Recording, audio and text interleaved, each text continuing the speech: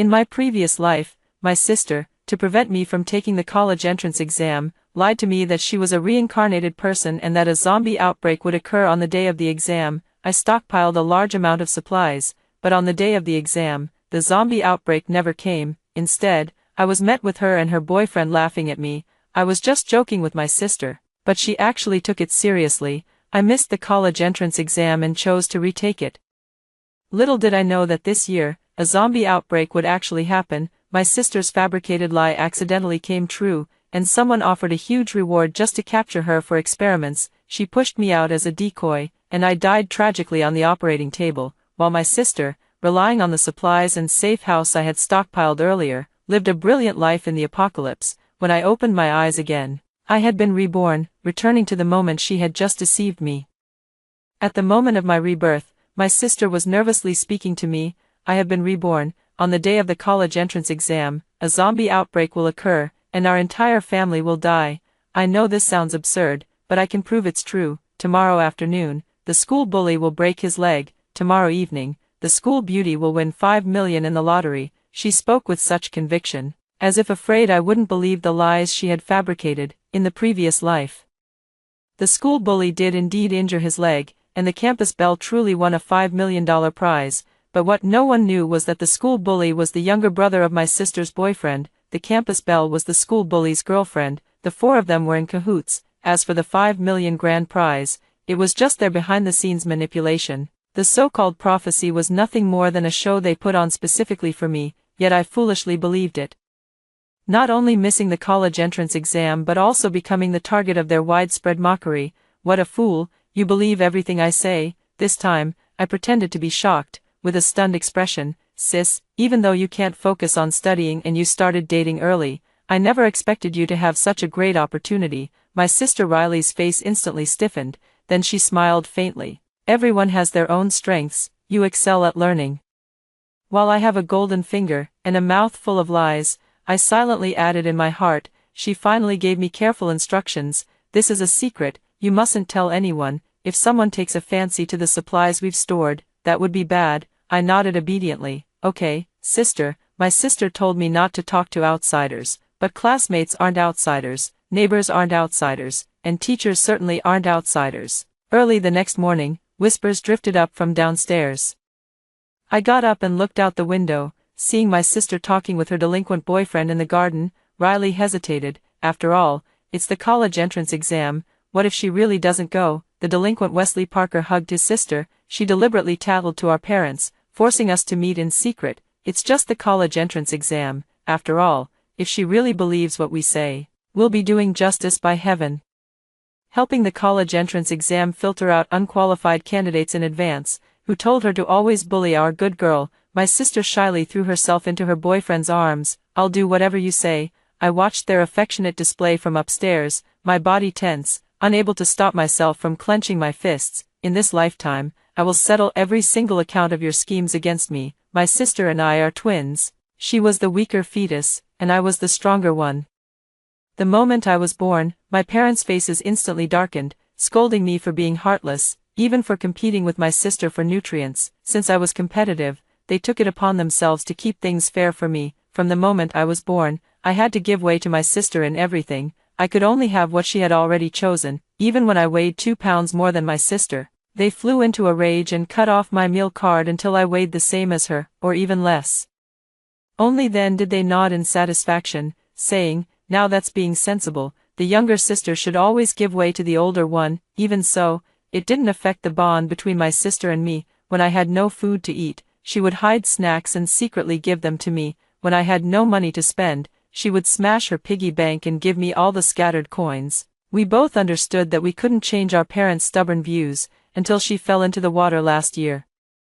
Everything changed. It was as if she had become a different person, starting to care about others' opinions, constantly dressing up, turning herself into a doll in a shop window, beautiful but lifeless. Meanwhile, I immersed myself in the ocean of knowledge, unable to extricate myself. Thus, although we were twins, our relationship began to grow distant. One day after school, I accidentally saw her being pinned against the wall by a punk, afraid she was being threatened.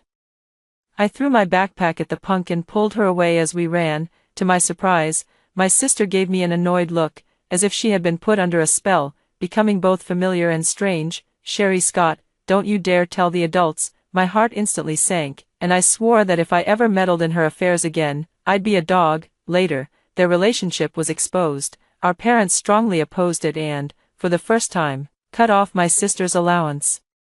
But my sister held her head high and solemnly declared, "Wesley Parker is my boyfriend, even our names sound the same. It's truly a match made in heaven. My heart belongs to Wesley Parker, so I can't give it to anyone else. None of you understand me." Under her intense protests, her parents couldn't persuade her otherwise and chose to turn a blind eye. I never expected that my sister would mistakenly think I was the one who told on her, and she didn't want me to take the college entrance exam.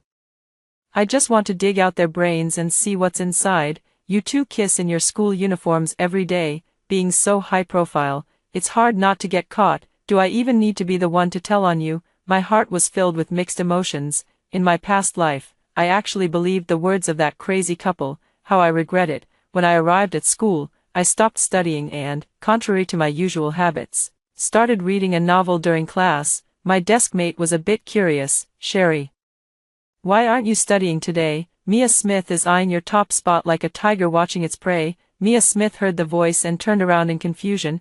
I deliberately shook my head with an air of mystery. Heaven's secrets must not be revealed. When school ended at noon, I pretended to have a stomachache and deliberately lured my desk mate outside.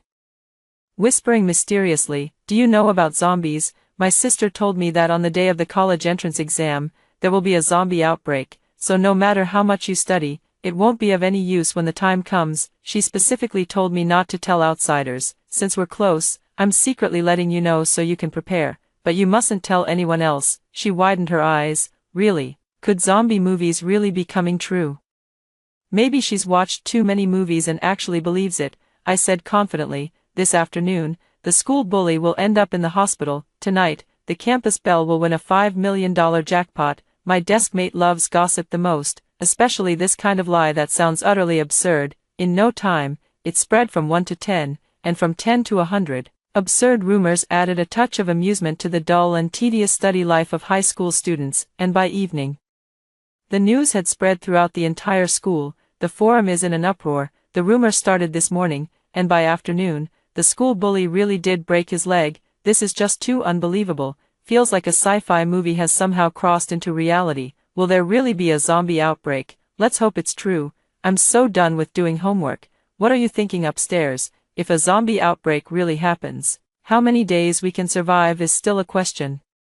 What if the school bully is deliberately messing with us? I heard they know each other." "Upstairs, please elaborate. You guys keep spamming messages. I can't even focus on my homework anymore. The enemy is deliberately disrupting morale. Now is our chance to pursue." Some were half convinced, half doubting, hands in pockets, watching the show. This could also be a coincidence. "Everyone, don't panic yet. If it's true, where did Riley get the information? Who cares where she got the news? We'll know if it's true or not by checking whether the campus belle wins the lottery tonight." "You're right. Once might be a coincidence, but twice can't possibly be a coincidence." The forum was in an uproar, and my phone kept buzzing with countless notifications. Many classmates were asking me about the truth of the matter. I remained silent, staring at the lottery about to be drawn on my computer, smiling strangely. Everything is almost settled.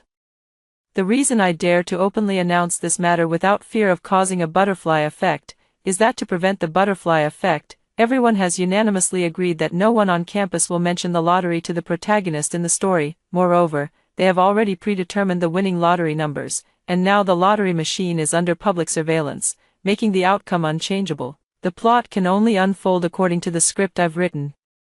Let's count down together and reveal the winning numbers. 3, 2, 1. As the countdown ended, the host on the television excitedly announced the winning numbers. Wild geese flew across the sky as heavy rain poured down. At that moment, dozens of people gathered and lay in ambush downstairs at the school beauty's house. As soon as the time came, they banged on the door loudly. "Excuse me, did your lottery ticket win a $5 million jackpot?" The visitors were aggressive and imposing. Sensing the situation was off, the school beauty refused to admit anything. "I don't know what you're talking about." Both sides were deadlocked, and the scene became extremely awkward. Suddenly, the younger brother nudged the leader's arm. "Boss, check the forum. Someone leaked the news." Everyone on the scene immediately pulled out their phones and opened the campus forum. The prophecy is true, the campus belle really won the 5 million grand prize. I secretly hacked into the campus belle's computer and checked the lottery numbers she bought. They were exactly the winning numbers this time. The leader's face instantly darkened, pointing his stick at the campus belle. You just said you didn't know. Under the pressure of the crowd, the campus belle turned pale and had no choice but to retrieve the lottery ticket from inside the house. I bought it on a whim. Who knew it would actually win? Everyone took a closer look.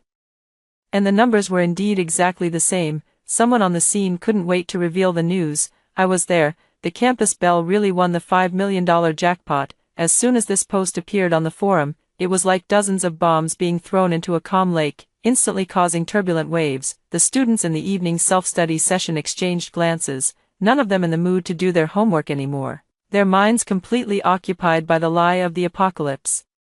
In my previous life, I was originally skeptical of the rumor about the apocalypse, and they felt the same way, until the school beauty won a 5 million yuan lottery. If this was just a prank, the cost would be far too high. With the news of 5 million out, no one could sit still anymore. The group chat exploded with messages, instantly causing widespread panic. High school students are the easiest to stir up. Just present the facts, and they will only believe what they want to believe. The incident of the school bully breaking his leg could be faked, but even Riley, with all her capabilities, couldn't pull off winning the lottery. The zombie outbreak is actually real. I want to drop out of school. I don't want to spend my last few days alive stuck in school studying. This is just too terrifying. Never mind, I'm running first and thinking later, seeing the direction of the conversation veer off course. I used a previously registered alternate account to coordinate. Gradually bringing up the rumors from 1,000 years ago. Riley, could she have awakened the prophetic ability? With her prophetic power, she's practically going to be worshipped as a divine maiden. Speaking of divine maidens, I recall an ancient prophecy. 1,000 years later, a divine maiden will emerge to save the people. That matches up perfectly. The prophecy says, 1,000 years later, which is right around these years. Isn't it, Riley? She is the divine maiden. The game has finally begun, and my heart can't help but race. The stage is set. Sister, you can step onto it now. A furious roar came from next door, and moments later, Riley stormed in, slamming the door behind her. Sherry Scott, didn't I warn you not to talk to outsiders? This is confidential information. Now it's spreading like wildfire, causing a huge uproar. When the zombie outbreak happens, we'll be treated as resource points for them to exploit. How could I have such an inconsiderate sister? I must have committed murder and arson in my past life, and now I'm being punished by heaven by meeting you. Seeing her lungs about to burst with anger, she still didn't forget to put on an act. My acting bug flared up, tears streaming down in big drops. Sister, I was just thinking that saving a life is better than building a 7-story pagoda. After telling my desk mate, I also carefully reminded her not to spread it around. Who knew that as soon as I told her, she went and spread it right away. My dear sister, I was just confused for a moment. Please forgive me. When she heard me call her dear sister, her brow furrowed slightly. In that instant, I understood, and my heart ached as if it had been sliced by a knife. No matter how much my sister's temperament had changed, she would never have taken away my chance at the college entrance exam. In my previous life, Master Fiona warned me that my sister had been replaced. Unfortunately, I dismissed it as idle talk and let it go after hearing it. The soul within this body now is not my sister's, but a wandering spirit that has roamed for 1,000 years. It is because she has been possessed by another that she harbors such deep hatred for me. Riley, we have another new score to settle between us, then let's settle both old and new grudges together. Lost in thought, I was suddenly jolted awake by a sharp reprimand. Riley, stop for a moment. Riley's delinquent boyfriend's voice came from the other end of the phone. Now everyone knows you can predict the future. When the zombie outbreak happens, you'll be targeted by those with ulterior motives. He then turned his words toward me. Sherry Scott, this matter started because of you. If it weren't for you, this wouldn't have become known to so many people. You wouldn't even be willing to take this small risk for your sister, would you? Riley was so terrified that she broke out in a cold sweat, and as if grasping at a lifeline, she pushed me hard. Now, go and tell everyone that you were the one who predicted the zombie outbreak, and that you are the divine maiden. I've given you a chance to redeem yourself. Don't say your sister hasn't been good to you. The red light on the recorder in my coat pocket flickered faintly as I smiled and agreed. All right, sister. However, to avoid being exposed, I need time to prepare my explanation. Will tomorrow work? Riley snorted coldly and walked away with her phone. Unlike the previous life, the zombie outbreak hasn't happened yet in this world. Before experiencing the dark times, the first thought that came to everyone's mind was not to dissect the goddess, but how to maximize the use of the goddess for their own benefit. By tomorrow, after a night of rumors fermenting, everything will be settled. Once everyone recognizes her as the goddess, she is bound to receive many benefits. As long as she gets a taste of the sweetness, she will be reluctant to shed the title that is coated in honey. Greed knows no bounds, and one wrong step leads to 1,000 more. If the zombie outbreak hadn't happened on the day of the college entrance exam, this time, don't even think about pushing me to bear the brunt of everyone's anger. The next day, half of the students in the school didn't show up. The students who come to school are all forced by their parents, crying and making a scene at the door, cursing their parents as murderers. Someone posted it online, sparking a heated discussion across the internet, and now Riley's name became widely known.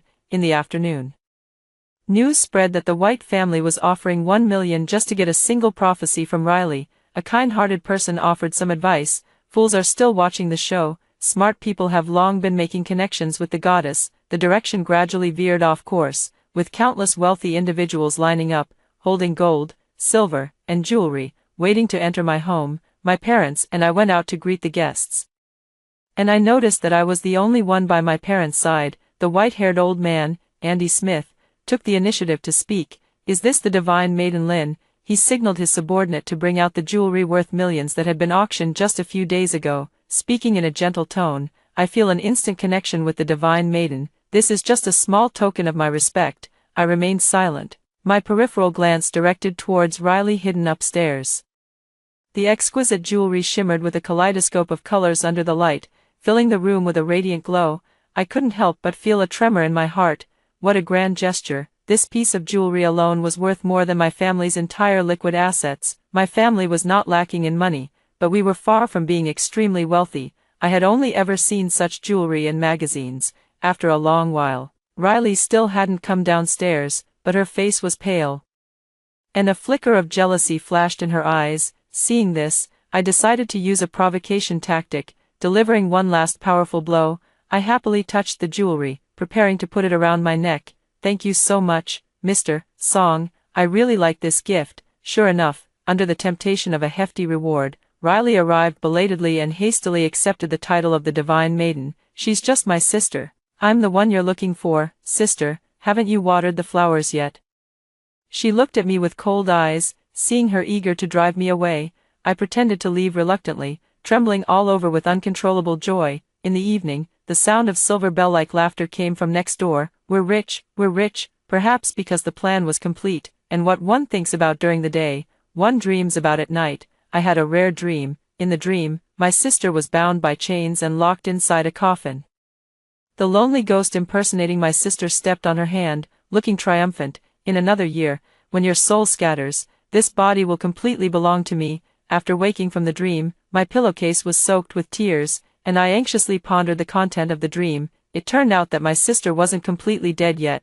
There was still a chance to save her. I couldn't wait to arrange a meeting with Master Fiona. In my previous life, I had unintentionally saved her life, and she immediately saw through the fact that my sister's body had been taken over, warning me to be cautious. Unfortunately, I dismissed it as idle talk and simply let it go. Master Fiona flipped through the ancient texts, pondering for a long while before speaking. It is extremely rare for a body to be taken over by a wandering ghost. Those whose bodies are seized usually have their souls scattered and destroyed, only through the faith of the masses. With someone building a temple and erecting a statue for them, can they achieve merit and attain freedom. However, even if this is done, she can only be reincarnated and start a new life. She cannot be resurrected. Master Fiona asked me with a grave expression. The effort and the reward are not proportional. Are you sure you still want to do this? As steam rose from the tea, I lowered my head and smiled gently. Between family, there's no need to keep score.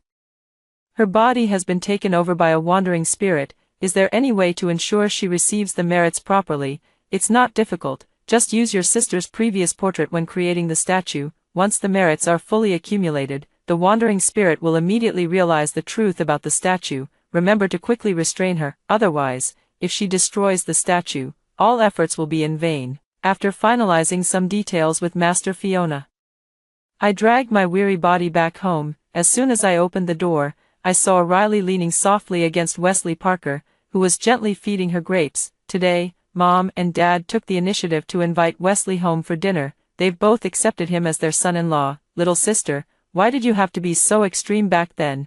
It made everyone unhappy. Having been a wandering ghost for so long, you've gained no insight at all. Still obsessed with love, crazy for love.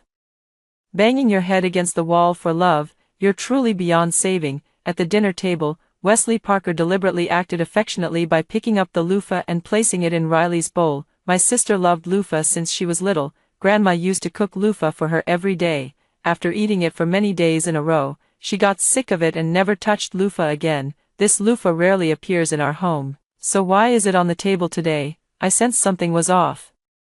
Before Mom could speak, Riley smiled and ate the loofah. Seeing Mom frown slightly, I knew she had also realized that something was off about Riley. After the meal, I knocked on the study door and entered. Mom, my sister has been replaced. As time passed, the rumors about the goddess continued to spread. The incident was so significant that even the principal, who had been away on a business trip, caught wind of it, urged to return. The principal finally arrived at the school 2 days later. By then, the rumors had grown increasingly outrageous. Riley became the divine maiden sent by heaven to save the world. She could spray water and spit fire, rescuing people from peril. The investigators arrived and asked where Riley's home was. The neighbor pointed to the tightly sealed door next door. Are you talking about the goddess Riley? Hey, her house is completely packed with people right now, and there's a huge line outside. You can't even get through the front door at the moment. I suggest you come back another day. The principal's expression turned serious. I am the principal of her school. The neighbor pointed at the person at the front of the line, watching the scene with amusement. Even the principal can't get special treatment. The wealthy are also waiting in line at the door. Seeing more and more people gathering, the neighbor seized the opportunity to promote their products: peanuts, melon seeds, and bottled water, each for 9 yuan. You won't lose out. And you won't be fooled, uncle. You can take a number and wait here with me. The principal's face darkened. This is truly absurd. The rumor spread widely, severely affecting the daily lives of the people. The relevant authorities investigated and found that the so-called divine maiden incident did not exist, and the prophecy was nothing more than a joke. Incidentally, it was also discovered that the school beauty's family used their positions to secure lottery benefits for themselves. However, because too many people were involved, the lottery scandal was suppressed. If it weren't for needing Riley's reputation to accumulate merit for my sister, exposing the matter and making them suffer would have been a good idea, but for now, her persona cannot be exposed. The overall direction of revenge remains unchanged. Only some strategies need adjustment. First, let her take the position of the divine maiden, and once sister's merits are fully collected, then pull her down. At this time, rumors are spreading like wildfire, but not everyone believes them yet. Moreover, many knowledgeable people are aware that the lottery has its secrets and are secretly enjoying the show. Her title as the savior goddess is still not secure. To appease the public, the government plans to issue a statement claiming that this incident was merely a coincidence. I took the initiative and bought an anonymous phone card, imitated my sister's voice, and made a call to the police station. In my previous life, an earthquake struck the eastern city 10 days later, resulting in 100,000 casualties. In this life, I gave an early warning, which caught the government's attention. Adopting a better safe than sorry attitude, the government promptly evacuated the public. On the day of the earthquake, only a few who refused to leave suffered minor injuries, with 0 fatalities, reducing casualties to a historic low. After this incident, opinions varied widely online. Was a new machine developed this time, given how quickly and accurately the warning system worked? Not exactly. According to insider information, someone warned the government 10 days ago. It's really strange. A person predicted an earthquake that even machines couldn't detect. I posted with a throwaway account. I saw the goddess calling the police station, so the legend of the goddess is true. I didn't believe it before. Please forgive me, goddess. The goddess is truly beautiful and kind-hearted. We cannot live without the goddess, just as fish cannot survive without water. With this, Riley's position as the goddess was firmly established, and the people spontaneously began to erect statues in her honor. I secretly gave the workers photos of my sister from before, asking them to carve the statue based on her likeness, so that the merits could also be directed toward my sister. The next afternoon, the government presented an award to Riley. Although I don't know how this good deed fell into my lap out of nowhere, Riley won't let go of the benefits she's gained. She smiled as she accepted the award, tacitly acknowledging that she was the one who did it. I watched the progress bar of her merit above her head gradually tick upward, smiling happily. She gave me a disdainful smile. Don't think I don't know, you've been wanting to take my place for a long time, haven't you? I remained silent, gripping the hem of my clothes tightly. Lowering my head to hide the hatred in my eyes, "Sister, I'm happy for you, you'd better be," she snorted coldly, then happily walked away arm in arm with her boyfriend, Wesley Parker. A little impatience spoils great plans. Only when you are revered by thousands will my sister accumulate more merit, and only when her merit is full can she be reincarnated. I will lift you to the highest branch, only to make you fall. Riley is too prone to causing trouble. Her every word and action fails to match the identity befitting a divine maiden. I've had to clean up quite a few messes for her, which is truly irritating. Whenever her identity is on the verge of being exposed, I make phone calls to the government in her name.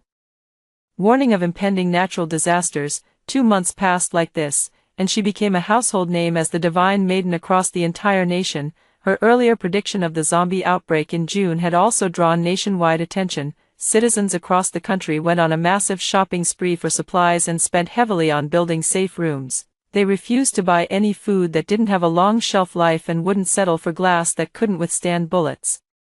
Merchants in the streets and alleys made a fortune. Rice, pickled vegetables, and drinking water were completely sold out. Residents even fought over buying rice. In the end, the aunties pulled them apart one by one, forcibly separating them. The zombie outbreak won't happen until June, and it's only March now. There are still 3 months left, plenty of time for everyone to buy supplies. Don't start fighting among yourselves before the zombies even arrive. What's the point? After hearing the aunt's persuasion, the two of them split the rice evenly, and the matter finally came to an end. After a few months of smooth sailing, Riley collapsed on the sofa and couldn't help but sigh. These past few months, the overwhelming wealth has almost made me dizzy. It's like the heavens are feeding me. Do you think I might actually be some kind of divine maiden? Wesley Parker gently touched the tip of her nose and said affectionately, "It's not impossible. Our baby is truly a little lucky star, bringing her husband a good life." I hid in my room doing test papers. Riley wasn't taking the college entrance exam, but I still had to. By May, Riley was getting crazier and crazier. As long as the money was good, she'd take any job.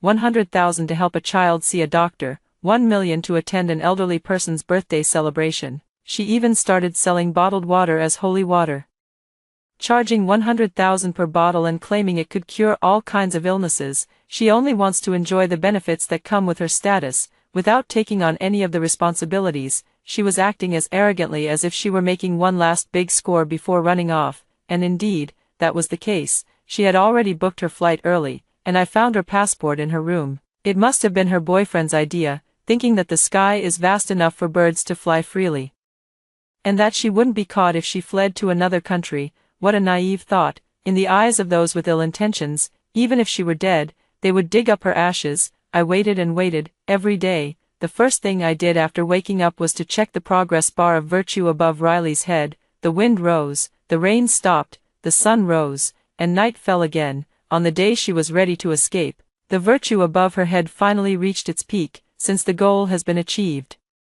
Riley is no longer of any use. I tore up her passport right in front of her. Riley went berserk and lunged at me. "It's all over now." Mom hit her hard on the back with a vase and dragged her to the basement. The night was quiet, with cicadas chirping tirelessly. For some reason, I was reminded of the night when I was 10 years old and punished in the basement. My sister secretly brought me food, and the moon that night was as round as her smiling eyes. But all of this was like a fleeting illusion, shattered by Riley. I gaze at Riley's face. Only when she is unconscious does she resemble my sister. In the dimly lit basement, the projector repeatedly replays the video of Wesley Parker being tortured, his screams echoing incessantly. Riley slowly regains consciousness and roars, "What have you done to Wesley?" I declared with fervor. "He was just found by his creditors and had a kidney removed. But it has nothing to do with me." "What?" Feeling sorry for him. "The dream is over, and it's time for you to face reality." Seeing her usually timid sister dare to step all over her, Riley roared in extreme anger, "Sherry Scott, have you gone mad? How dare you imprison your own sister?" I laughed until tears fell, splashing cold water forcefully onto her. "Sister, how dare you say that? Do you think we know nothing? I'm wondering where you got the nerve to impersonate my sister. My sister is kind and warm-hearted. How could someone as despicable as you ever hope to play her part? It's like an ugly duckling trying to wear the clothes of a swan, full of flaws and mistakes. Every time I see you using her face to look at that scumbag Wesley Parker with admiration, I can't help but want to tear the smile off your face and strangle you. You're absolutely disgusting." Hearing this, she forced herself to remain calm. "What nonsense are you talking about? It was your sister who willingly swapped bodies with me. She wanted me to live a good life in her place." "What? Are you not even going to listen to your sister's words? Mom and Dad will definitely kill you if they find out." Riley desperately cried for help, her voice growing hoarse. "Mom, save me, Dad, save me." Amid her frantic screams, her mother and father arrived belatedly. Parents are truly complex beings. They subjected me to all kinds of abuse. And even if they nearly starved me to death in the basement, they wouldn't feel a shred of guilt, but their love for my sister is genuine. They would willingly give up their lives for her. I was able to imprison Riley here, naturally, with their permission. Although I don't like them, we share a common love for one person and face the same enemies, which is enough for us to fight side by side. We all know about you taking over Riley's body. We beg you. Can you give our daughter's body back to us? We'll do anything you want. We'll give you all our money. You can even have our bodies." As she spoke, Mom knelt down toward Riley together with Dad. The more humble Mom and Dad were, the more wildly Riley laughed. "Stop dreaming. Even if I die, I'll drag your daughter down with me. Do you think you're good parents? Look at how you treat your two daughters. One held in the palm of your hand, the other trampled underfoot." Sherry Scott. "I feel sorry for you, Sherry Scott. You're such a fool. If I were you, I'd pretend to know nothing and watch us tear each other apart. Why did you help her build a statue, seeing how well your parents treat your sister? Aren't you jealous of her, seeing her deliberately provoke and create chaos?" I shouted repeatedly. "Mind your own business about what's between us. Cut the nonsense, Master Fiona. Quickly subdue her." Now that the merit has been fully collected, Riley is no longer needed. Seeing her still stubborn and unyielding, Master Fiona directly extracted her soul. After the soul was drawn out, my sister's body lost its support and was about to collapse limply to the ground. My mother quickly held her up. Master Fiona let out a long sigh. "Your daughter's soul has now regained its freedom, but it will take another month of recovery before it can be reincarnated, this time. It's all thanks to Sherry. If it weren't for her, the accumulation of merit wouldn't have been this fast." For the first time, my mother's gaze fell upon me with tenderness. "All these years, I was wrong. I shouldn't have made you suffer like this. Sherry, let's live a good life together from now on." Once, I sought love that wasn't given out of pity like a moth drawn to a flame, but it was all in vain. Now that I can have it, I no longer want it. Before, my parents and I were like fire and water, unable to get along. They disliked me, and I resented them. My sister became a bond that tightly held our family together. With that bond gone, our family fell apart. To them, I am the living relic left behind by my sister, and to me, they are the same. I don't think I'll ever get along with them again. Hurt is hurt. Just because a wound heals doesn't mean you forget the pain and injustice you once suffered. I can't just pretend nothing happened. That would be a betrayal of the child I once was. No, it's better for both of us if we meet less in the future. After I had arranged everything, Master Fiona asked me, "Sherry, how should we deal with this imposter?" I thought for a long time and decided to let her have her way with Wesley Parker. "Master Fiona, since she likes Wesley Parker so much, let her stay with Wesley Parker until her soul disperses." My sister's soul was in slumber, and her body had also fallen into a deep sleep. I kept her alive with nutrient solutions. The persona I had crafted for her was solid, and a month later, my sister woke up smoothly. I took out the note, and a transparent soul appeared in the air, then transformed into my sister. Seeing my sister after such a long time, I was so moved that tears welled up in my eyes. She patted my head from a distance, just like she used to comfort me when I was little. "You've suffered all these years."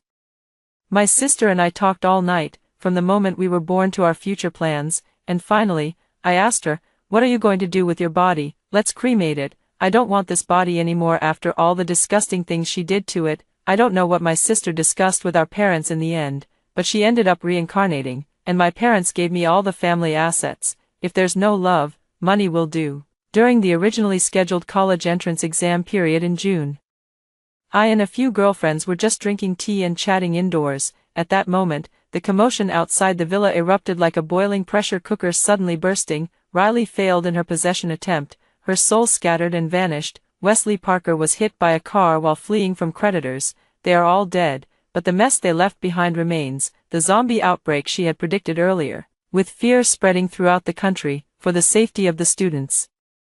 After deliberation, the government canceled the June college entrance examination and postponed it by 1 month, moving it to July. Candidates experienced the most relaxed preparation days in history. On the originally scheduled date of the June college entrance examination, which should have been bustling with activity, countless people stayed at home, waiting for the zombie outbreak, leaving the streets empty. However, on this day, everyone waited from dawn until dusk, and even into the next day, but nothing happened. The always accurate prophetess Lynn has failed in her prediction this time. The internet is abuzz with discussions and debates. The torrent of insults is nearly drowning Riley. The prophetess is nothing special after all, just a half-baked amateur. My child has been playing like crazy for the past 6 months. Next month, how can you expect him to risk his life for the exam? Goddess, you must give me an explanation.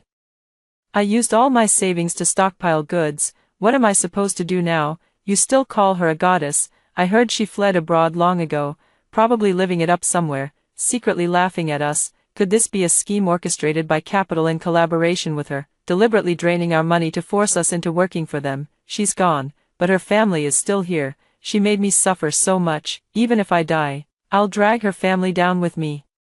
Extremists waving banners stormed my home demanding an explanation. The villa was surrounded inside and out, completely sealed off.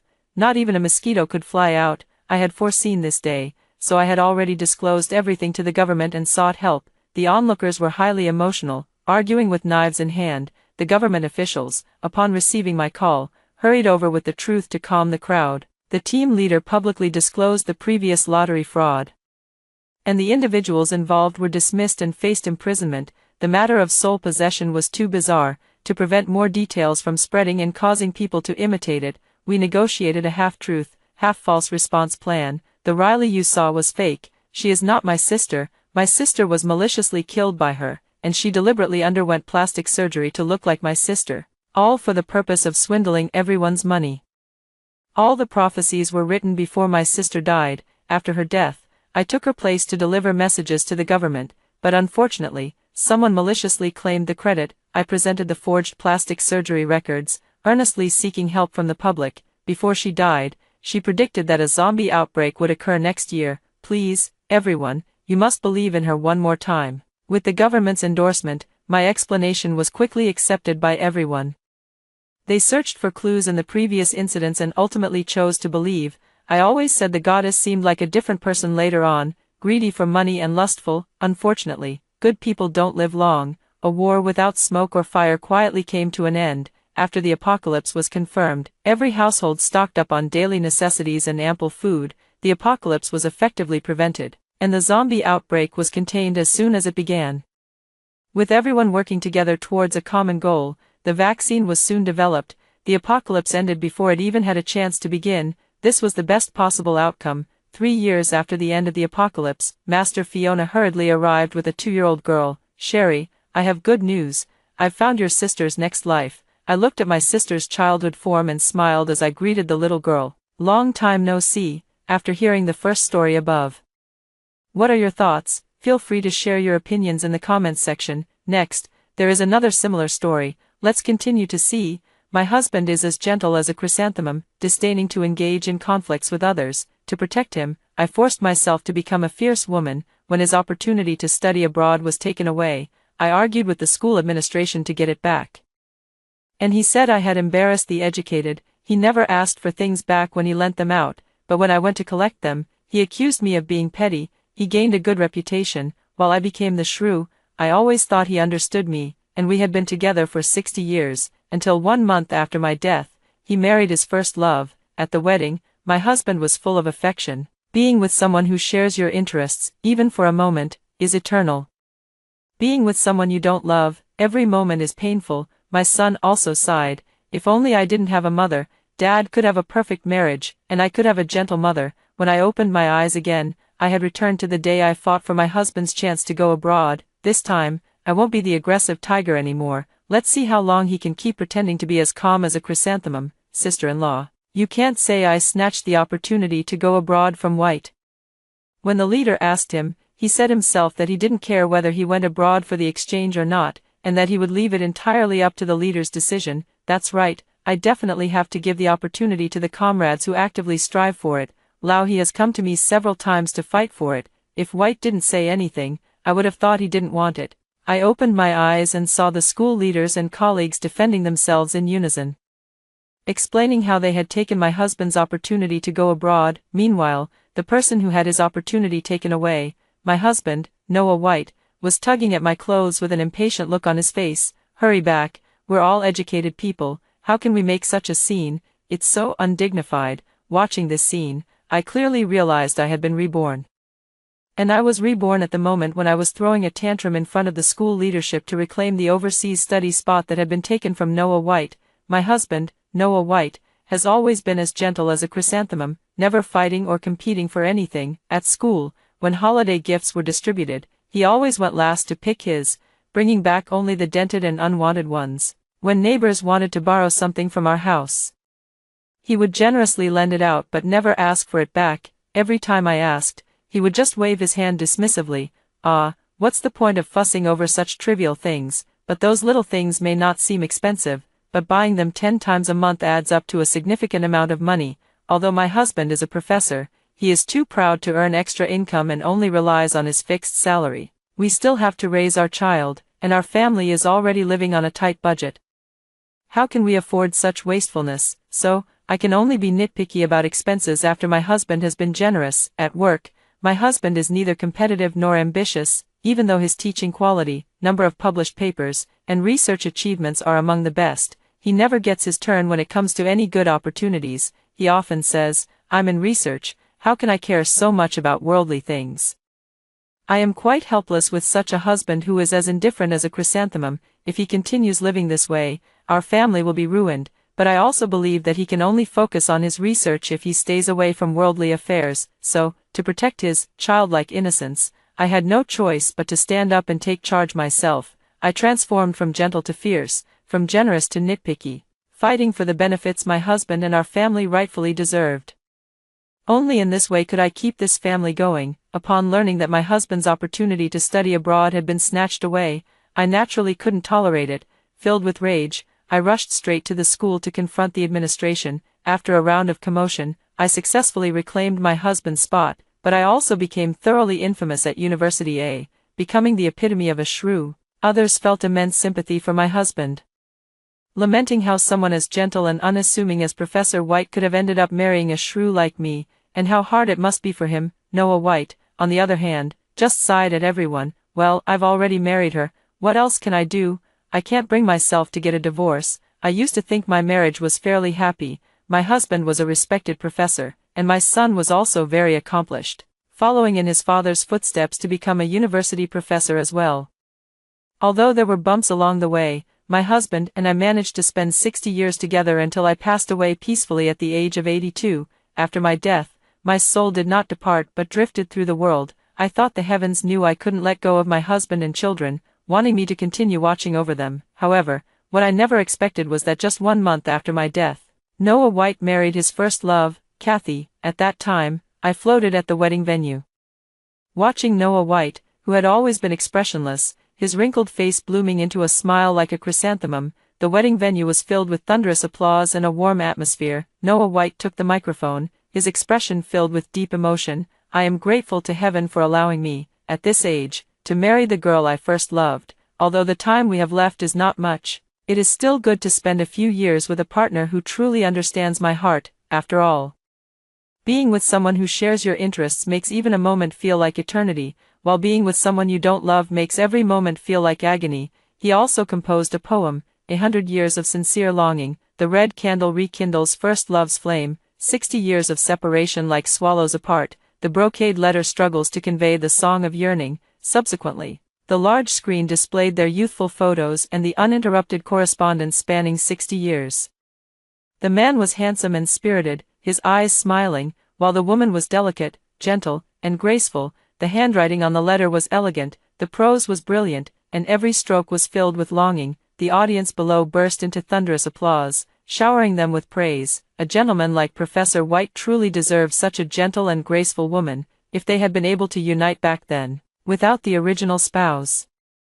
One can only imagine how happy their lives would have been. I heard his ex-wife was an illiterate shrew. What a waste of Professor White's life. In the photo, Noah White's eyes were filled with a gentle, lingering smile, completely unlike the cold impatience he showed when taking pictures with me, and the letters that never stopped for 60 years also revealed their never-ending love. Looking at all this, even as a ghost, I couldn't help but feel like crying. It turns out that the person lying beside me has been thinking of another woman all along. The happy marriage I thought I had was nothing but a joke. At that moment, my son, Harry, who was already in his 50s, stepped forward. A glimmer of hope arose in my heart, hoping he would speak up for me. After all, I had risked my life to give birth to him and had poured endless effort into raising him. However, I was disappointed. He offered his blessings to Noah White and Kathy, Dad, Aunt Sheng. Congratulations on finally being together as a couple. He even gave Kathy a hug. Aunt Sheng, you have no idea how much I've wanted a gentle and understanding mother like you.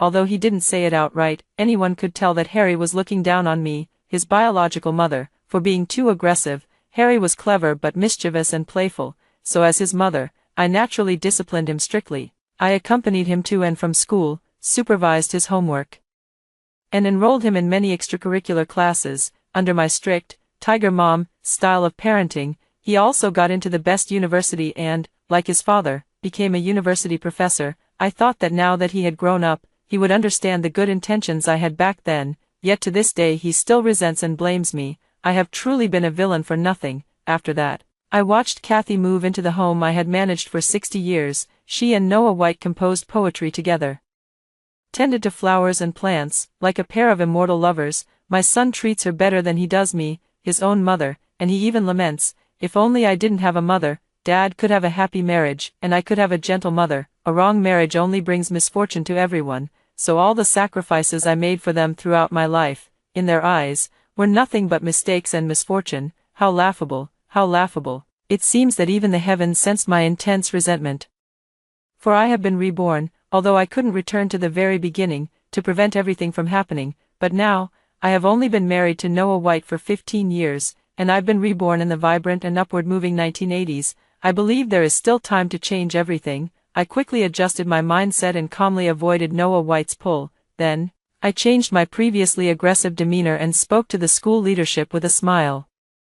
Did Noah really tell you he doesn't care about these external matters? But he came back quite upset, and I thought he really wanted this opportunity, which is why I came. It seems I misunderstood. You did the right thing. Opportunities should be given to those who actively pursue them. Everyone present was taken aback, clearly not expecting such a change from me. The school leaders, after all, were well experienced and were the first to regain their composure. I never expected my sister-in-law to be so understanding. That's truly wonderful. Old White always said you were difficult to deal with, but now it seems one must spend time with someone to truly understand them, and I never expected that White, who is so quiet and unassuming at school, not competing for anything, would actually come home and complain to you, trying to get you to help him fight for things. As he spoke, he turned to look at his husband, patted him on the shoulder. With a meaningful look in his eyes, White, in the future, if you want something, just say it outright. You always act so aloof, and we thought you didn't want anything, so naturally, we wouldn't arrange it for you. Don't worry, there will be plenty more opportunities for studying abroad. If it doesn't work out this time, I'll definitely prioritize you next time. Noah White also snapped back to reality, opening her mouth to explain, but in the end, she couldn't bring herself to speak, only offering an awkward smile. After that, the leader said a few more words before leaving with the others. Just before leaving, he smiled at me and said, "Sister-in-law, don't worry, since you're so supportive of the school's work, I'll definitely spread the word about how virtuous and sensible you are." With that, he left with the others, still smiling. Only I and Noah White remained. Noah White's expression was extremely gloomy. "Mary, how could you speak like that?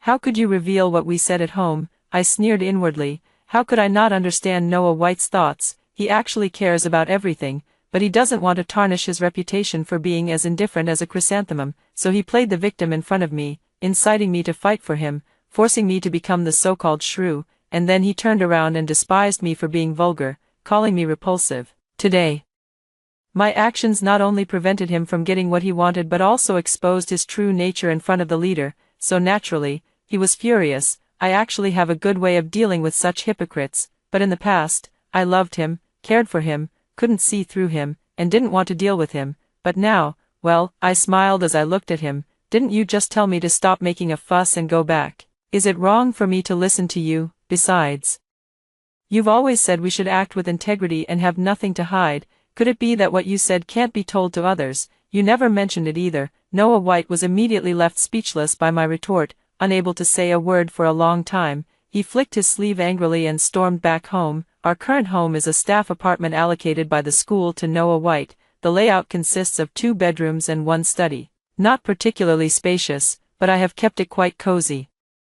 After returning home, Noah White shut himself in the study. Whenever he has a conflict with me or feels unhappy, he retreats to the study, and we always have a big fight every 3 days, and a small quarrel every 2 days. Counting carefully, he actually spends most of his time at home in the study. In the past, it was always me who lowered my head before he reluctantly came out, but now, I look at the tightly closed door and sneer inwardly. It's best to stay inside and not come out to be an eyesore. At that moment, the room door opened again. It was their son, Harry White, returning home from school. Harry White is now 14 years old and has just started the 2nd year of middle school. Of course, I love him. Who wouldn't love their own child? It's just that after my death, his actions truly left me heartbroken. However, he hasn't done anything yet, and if he can be set on the right path, I will continue to be a good mother to him. But soon, Harry White's actions disappointed me. He saw the tightly closed study door and frowned. "Mom, why did you upset Dad again? Dad isn't like you, only caring about trivial things. You shouldn't argue with him over such petty matters." My heart sank. So, Harry White had already taken Noah White's side this early on, even though Noah White was just a hands-off boss to him. I gave up my own career to be with him all along, I asked, unwilling to give up. "Harry, won't you even ask about the reason for the argument and judge who's right and who's wrong between us?" Harry White, however, rolled his eyes. "Do you even need to ask why? Dad isn't the type to hold grudges. If it weren't for you constantly stirring up trouble, would our family have so many issues? Mom, can't you be a bit gentler?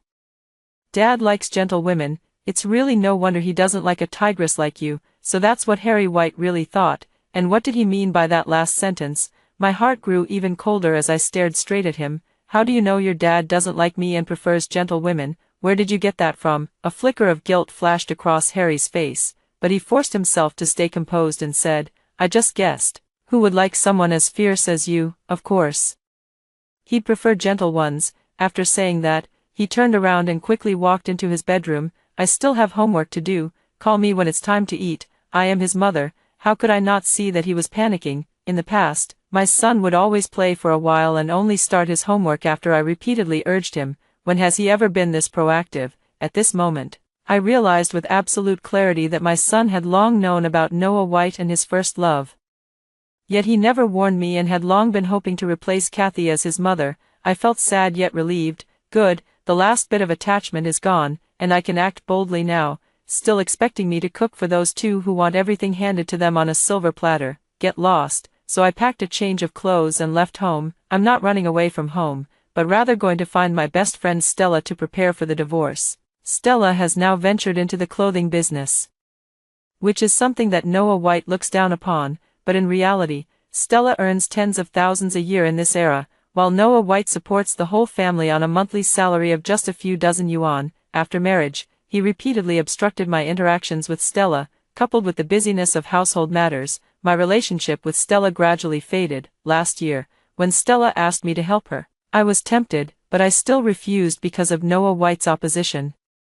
I was worried that Stella would become cold toward me, but now, I can't find a more suitable person. However, when I stated my intention and said I planned to get a divorce, she warmly embraced me and even clapped her hands. "You've finally come to your senses. That man of yours clearly doesn't love you. I've been wanting to tell you not to be a simp for a long time. How can I help you?"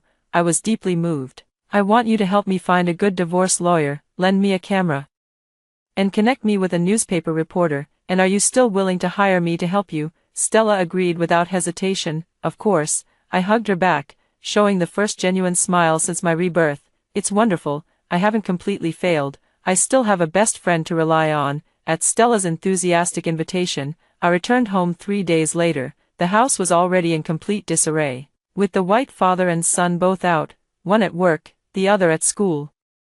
I deliberately chose this time to return, knowing they wouldn't be home, and entered Noah White's study. In the past, Noah White had said that even as husband and wife, we should respect each other's privacy, so aside from cleaning, the study had always been a forbidden zone I never set foot in. I gave him all the respect he asked for, and in return, he secretly corresponded with his first love behind my back for 60 years. But now it's convenient, I've got evidence of Noah White's affair.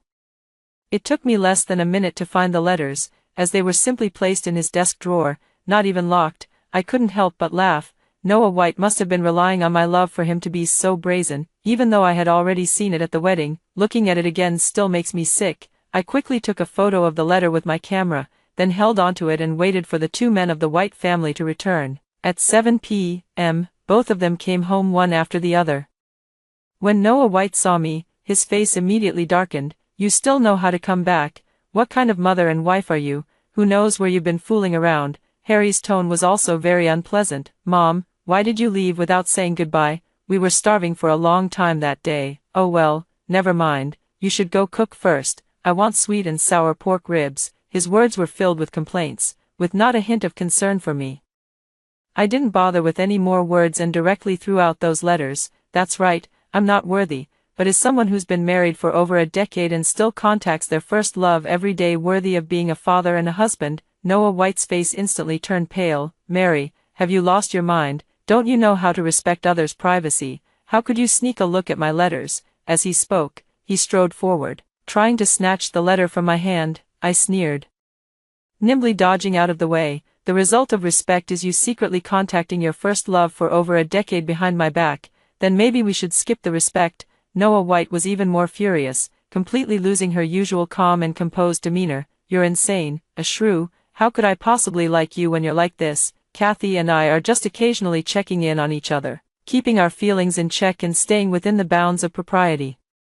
Do you have to keep harping on it? Nowadays, society is more open, and there are plenty of people getting divorced. I've been tolerating you all this time out of a sense of responsibility. Do you really think I don't dare to divorce you?" At that moment, their son chimed in from the side. "Mom, stop making a scene and apologize to Dad right away. Dad and Aunt Sheng are so far apart, they only exchange letters occasionally. Why are you being so nitpicky? The more you act like this, the less Dad will like you. You're completely dependent on Dad for support right now. If you really get divorced, where will you live? If you do divorce, I'm not going to follow you out and suffer." Noah White immediately became smug. "Mary, with me supporting you, don't be ungrateful for the blessings you have. If we divorce, you'll suffer." Looking at the father and son united against me, I couldn't help but feel angry. I used to be a textile factory worker, but I quit my job after my son was born because there was no one to take care of him. When my son grew a bit older, I wanted to go back to work,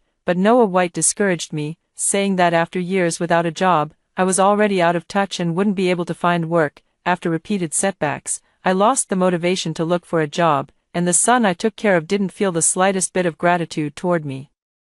In his eyes, Noah White was the one supporting the family, while I was just a jobless good-for-nothing. Suddenly, I felt it was all meaningless. I looked at them calmly, but my tone was incredibly serious. "Since that's the case, let's get a divorce." Noah White was visibly shaken, his eyes widening in disbelief. After a long while, he sneered, "You're the one who wants a divorce. Don't you dare regret it." I sneered back, "Whoever regrets it is a bastard. We'll go to the Civil Affairs Bureau tomorrow to get the divorce certificate." You. Noah White, seeing my resolute attitude, was so furious that veins bulged on his forehead. "This is outrageous, absolutely outrageous. You must be cheating on me." I immediately slapped him across the face. "Noah White, if you want to slander someone, you need evidence. I'm the one with proof of your affair. Do you think your reputation as Professor White can survive if I show these letters to everyone in the compound?" Noah White's hand, which had been about to strike back, froze in mid-air. Although he had just claimed that his relationship with Kathy was purely platonic, he knew better than anyone what these letters truly represented. You, what do you want? What do I have to do to get those letters back?" I waved the letter in my hand. "Give me all the family savings, and I'll hand over the letter." Then I turned my gaze to Harry White beside me. He visibly tensed up and quickly said, "I won't go with you, so give up on that idea." I was waiting for him to say exactly that. I immediately smiled and said, "You heard it yourself. Our son wants to be with you, so he can stay with you. I won't fight you for custody. As for the house, it was originally public housing allocated to Noah White by the school. I can't take it, and naturally, I don't want it." Noah White's face flushed red. "You're taking all the savings, Mary. You're really asking for too much. I earned all that money." I, however, didn't get angry but instead laughed. "So it turns out that even the aloof and indifferent Professor White cares about money. I thought only petty folks like me would care. Anyway, once I get the money, I'll return the letter to you. If not, you can just wait for your romantic affairs to spread throughout the entire school and the residential compound." After saying that, I pulled my suitcase and left the home I had lived in for 15 years. In the end, Noah White still agreed to give me all his savings. After all, Noah White has a fixed monthly salary and doesn't lack daily expenses. The savings are only 1,000 yuan, which I've managed to scrape together over the years by living frugally, of course. The most important thing is that Noah White doesn't want to ruin his reputation over a few hundred yuan. As for me, I want to reclaim the savings, firstly to avoid letting those two scoundrels benefit, and secondly to use it as seed money for my future life. Outside the Civil Affairs Bureau, both father and son glared at me with hatred. "Mary, I hope you won't regret today's decision." "Mom, I really don't understand why you're being so difficult. You've torn apart a perfectly good family." I simply watched the two of them calmly. "Don't worry. From now on, you can go your own way, and I'll go mine. I won't bother you anymore." Then I turned and walked away, a cold smile rising on my face. But did Noah White think she could take the easy road, dream on? After the divorce, many people asked why we had split up. As divorce was still quite rare in those days, most of the time, I would just smile without saying a word. Yet, Noah White adopted the posture of a victim, with words full of insinuation. Alas, you all know how fierce she is. Our marriage was already troubled, in the past.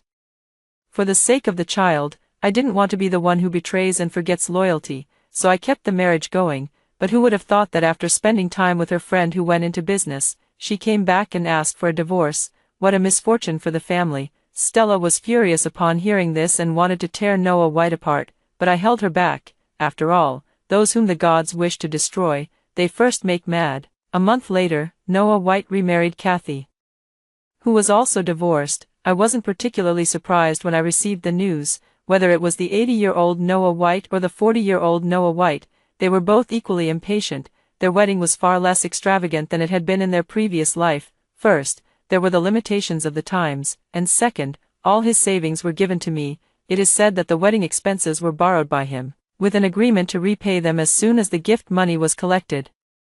The newlyweds were greeting guests at the entrance, while behind them stood two teenagers.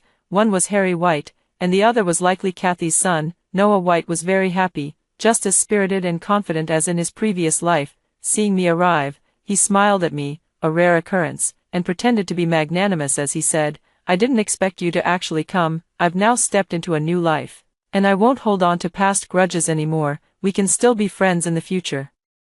And you're always welcome to come see our son whenever you want." Harry White, however, looked impatient. "Who cares if she comes to see me? I have Aunt Sheng now. Aunt Sheng is so gentle. Who would want that tigress?" Probably because I've heard it so often that I've grown accustomed to it, I remained quite calm. Without giving Harry White another glance, I entered the wedding banquet hall. "It's fine. I'll wait and see if this gentle stepmother will be as devoted to him as I was." Soon, the wedding officially began, and the newlyweds took the stage. Noah White, just as in his previous life, expressed his deep affection for Kathy. Kathy and I broke up due to a series of misunderstandings back then, but even after 16 years, I still haven't forgotten her. Fortunately, fate has been kind, and both of us are now divorced, allowing us to be together again. Being with someone who shares your interests is truly the most wonderful thing in the world. However, this time his heartfelt confession didn't have the same effect as in his previous life, because I was still alive and sitting in the audience. After he said this, everyone looked at me. My expression remained unchanged, but inside, I was thrilled. What could be more satisfying than a scumbag admitting to emotional infidelity himself? But that wasn't enough. I still needed to add fuel to the fire. I stood up and pulled a stack of photocopied papers from my bag. Perfect.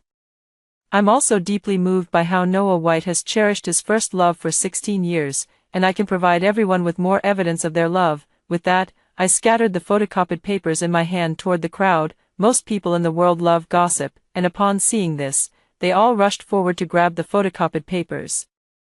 As you can all see, during the 16 years of my marriage to Noah White, he wrote to Kathy at least twice a month. In these letters, they poured out their hearts to each other, filled with deep affection. He also provided financial support to Kathy on multiple occasions and even used business trips as an excuse to meet her many times. After learning about their feelings, I was deeply moved, so I divorced to make way for them. At the same time, my son also prefers a gentle stepmother like Kathy. Even after learning that his father had been in contact with his first love, he kept it hidden from me. Naturally, I respect his wishes and let him stay with his father. I delivered these words with a tone that was both magnanimous and dripping with sarcasm. In this lifetime, I didn't cause a scene at school, so my reputation improved quite a bit, with the leader's praise. There were even rumors that I was reasonable and understanding. Now, I am the very picture of a pitiful ex-wife who was cheated on. After hearing this, everyone began to discuss it among themselves. So it's not just a thought in your mind, you've been in contact all along, and you've even been raising someone else's son. It's quite possible you've even slept together. This son is also a piece of trash, actually helping his father hide the affair and even liking the stepmother. Professor White usually talks about benevolence and morality all the time. But who would have thought he's actually this kind of person? He didn't even realize he was in the wrong and even brought it up at the wedding, using it as proof of his deep affection. Ridiculous, absolutely ridiculous. I heard he used to slander his ex-wife everywhere, implying she was the one who cheated. How shameless. Noah White's expression grew increasingly unpleasant, clearly agitated and flustered. Mary, how can you go back on your word? You said as long as I agreed to give you the savings, you would hand over the letter. However, before he could finish his sentence, Kathy tugged at his sleeve to stop him. A look of regret appeared on Noah White's face, as he realized he had just confessed without being pressed, admitting that the content of the letter on the photocopied paper was true. I gave him a slight smile. I only promised to return your letter, but I never said I didn't take a picture of it, that I don't have a copy. Or that I wouldn't tell everyone. You. Noah White pointed at me, wanting to say more, but was held back by Kathy beside her. Then, Kathy fainted directly. Saving lives is the top priority, so everyone quickly rushed Kathy to the hospital. My eyesight has always been good, and I could see her eyeballs constantly moving beneath her eyelids. It seems she fainted to escape. A clever move indeed. Kathy's cunning far surpasses that of the White father and son. It looks like there will be quite a show to watch later. I even specially brought newspaper reporters to the wedding. The wedding was indeed lively, and with the main characters being professors from prestigious universities, the farce made headlines the very next day. In no time, Noah White's reputation was tarnished, especially since the university is neither too big nor too small. Soon, the entire school's faculty and students learned that Professor Noah White from their biology department had been emotionally unfaithful for 16 years of marriage, ultimately leading to physical infidelity and marrying his first love. People in that era were still quite simple and held such behavior in contempt. Many students directly confronted Noah White in his classes, and some parents even complained, fearing he would corrupt the students. To quell the public outrage, Noah White was transferred to a non-teaching position, stripped of his teaching duties, and his research projects were handed over to others. Noah White was quite indignant and could no longer maintain her usual calm and composed demeanor. She went to the school leadership to argue her case. Even if I have some personal issues,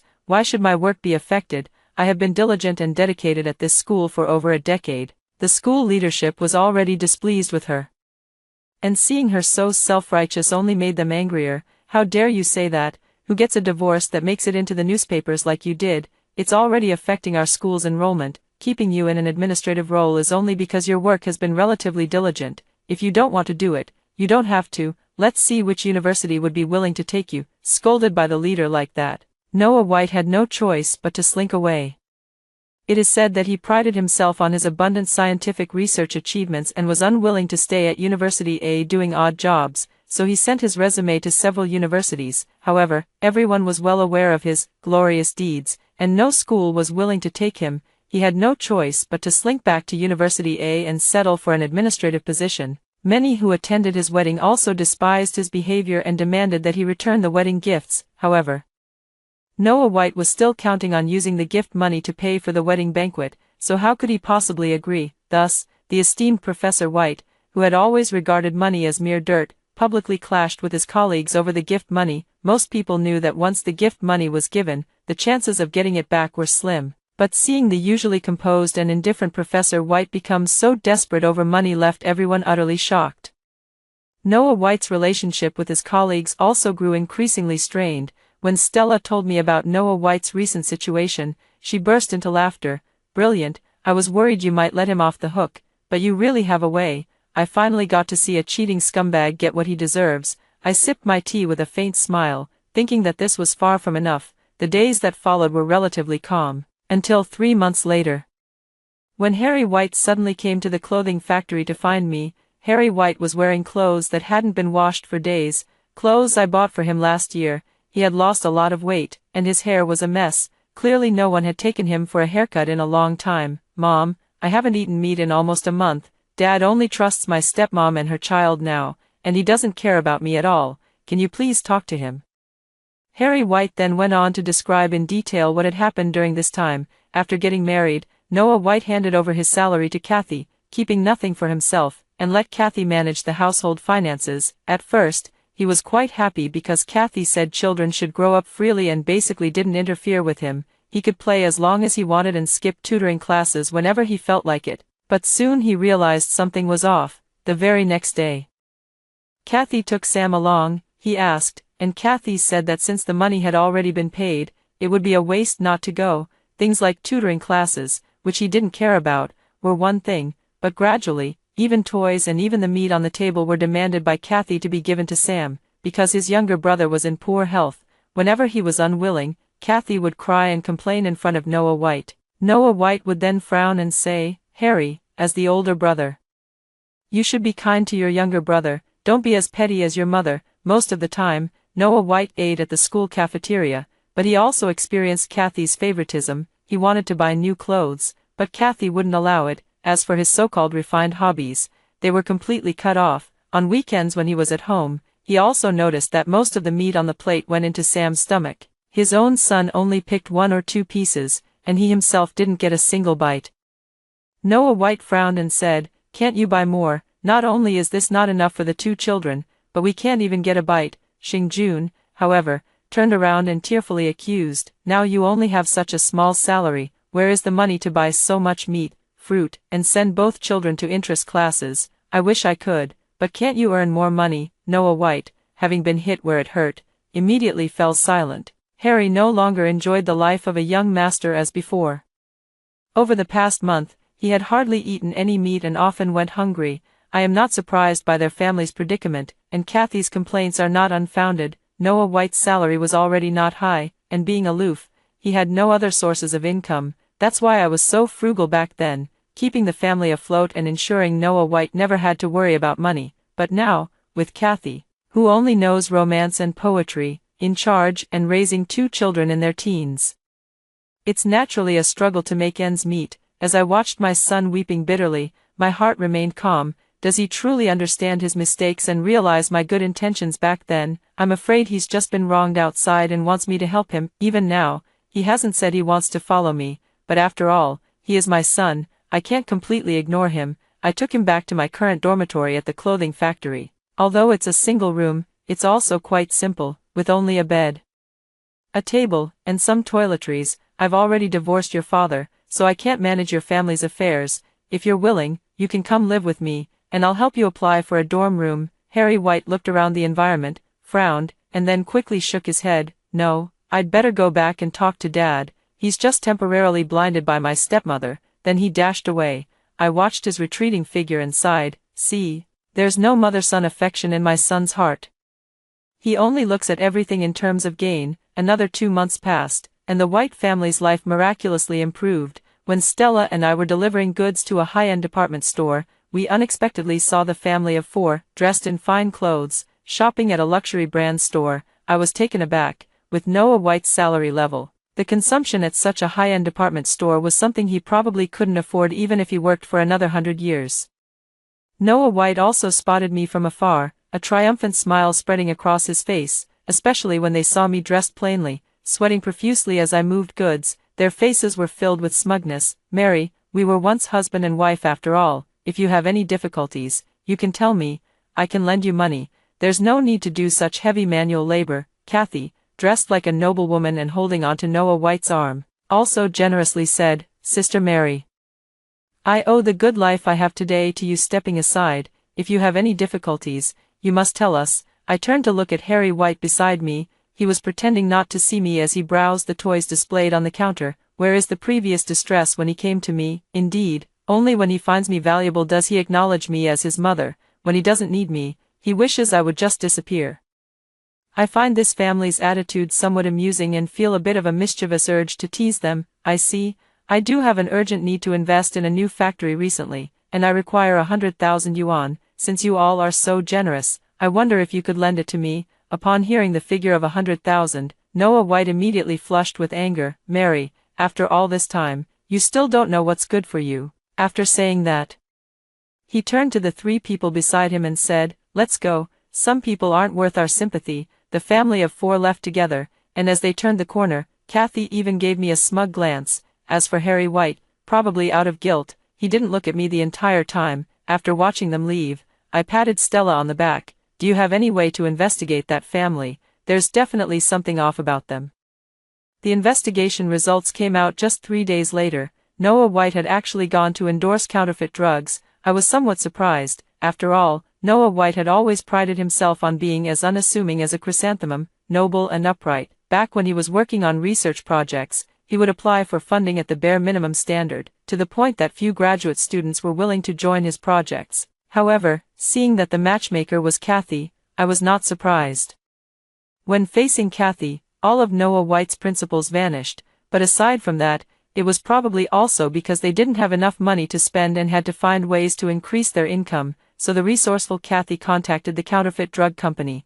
Although Noah White was transferred to an administrative position, he still held the title of a professor in biomedicine at University A, which was more than enough to deceive elderly men and women in their 70s and 80s. At first, Noah White was reluctant, feeling that he couldn't possibly tell lies for the sake of money. However, after receiving a 1,000 yuan red envelope from the counterfeit drug company and being assured by them that the drugs were merely vitamins and would not cause any harm, he completely set his mind at ease. After that, Noah White endorsed the counterfeit drug company more than 10 times and even appeared in advertisements, earning a total of 30 to 40,000 yuan. 30 to 40,000 is already a huge sum of money in this day and age. No wonder that family is so arrogant. But when I saw the words Noah White said at the promotional event in the materials, I deeply furrowed my brow. How could he say things like, cures all diseases, and, reverses aging, swindling the elderly out of their life savings? Noah White's moral bottom line is far lower than I ever imagined. I must have been out of my mind to believe that nonsense about her being as pure as a chrysanthemum. Whether for personal revenge or for justice, I immediately went to the police station to report the counterfeit drug company. At that time, there was a strong emphasis on cracking down on public security and fraud, so the police took my report very seriously. On the third day, they caught the relevant personnel on the spot while the counterfeit drug company was holding a promotional event. Noah White was among them. When he was caught, knowing he couldn't escape, he panicked and covered his head and face with his hands. Even during the subsequent interrogation, he refused to introduce himself or reveal his identity. However, this couldn't be kept hidden for long. With just a few inquiries among the people who had attended his lectures, the police quickly discovered that he was a biology professor at University A. As a result, the looks they gave him grew even more contemptuous. With such a high level of education and a position as a teacher, he had actually joined forces with a fake medicine company for money. Then they informed the school, which immediately decided to expel him. In the end, Noah White was convicted of fraud and sentenced to prison. However, as he was not the main perpetrator, he received only a 4-year sentence. But for someone like him, who values face above all else, the blow was undoubtedly devastating. At the trial, he appeared unshaven and with his head hung low, a far cry from his previous aloof, proud, and detached demeanor. As for me, for successfully reporting the fake medicine company that had swindled countless ordinary people out of their hard-earned money, I was awarded the title of Model Citizen. On the day Noah White was imprisoned, Harry White came to me and knelt before me. Mom, save me, let me stay with you, please. I really know I was wrong, Mom, you can't just abandon me. Looking at my son before me, at this point, I could no longer tell whether he was genuinely repentant or simply following whoever could provide for him. I sighed. You're already 15 years old, I'll arrange for you to live on campus, and I'll provide you with a monthly living allowance at the average level. I'll support you until you come of age. If you can get into university, I'll also fund your education. After everything that's happened, it's time for you to learn to grow up. Harry White opened his mouth as if to say something, but in the end, he remained silent. Finally, he bowed his head to me and said softly, I understand.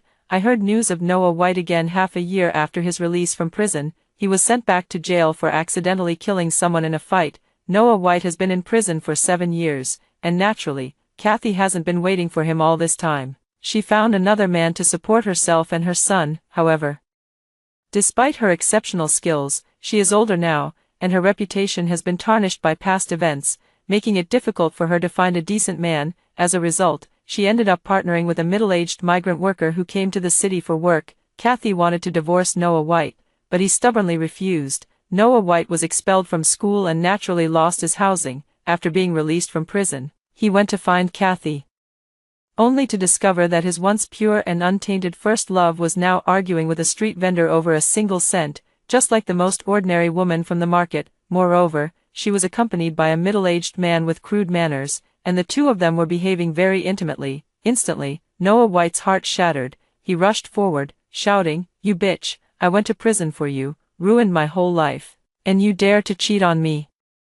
Kathy didn't expect Noah White to be out of prison and to have found her, but relying on the strong man by her side, she wasn't afraid of Noah White and immediately started shouting back, it's all because you're useless yourself. The two of them argued more and more heatedly, and Noah White couldn't help but resort to physical violence. Kathy quickly cried out for help, but she and the middle-aged migrant worker were merely living together out of convenience. Seeing this, the middle-aged migrant worker had already fled without a trace. Kathy was just unlucky. There were exposed steel bars at the spot where they were arguing. After being pushed by Noah White, Kathy fell backward and was impaled on a steel bar, which struck a vital spot, causing immediate death. Noah White was apprehended on the spot and later returned to prison for accidental homicide, receiving a life sentence. Upon hearing Noah White's final fate, I simply remarked that he had brought it upon himself, then turned my attention back to work. By now, Stella and I have expanded our business across the country, becoming one of the leaders in the domestic clothing industry.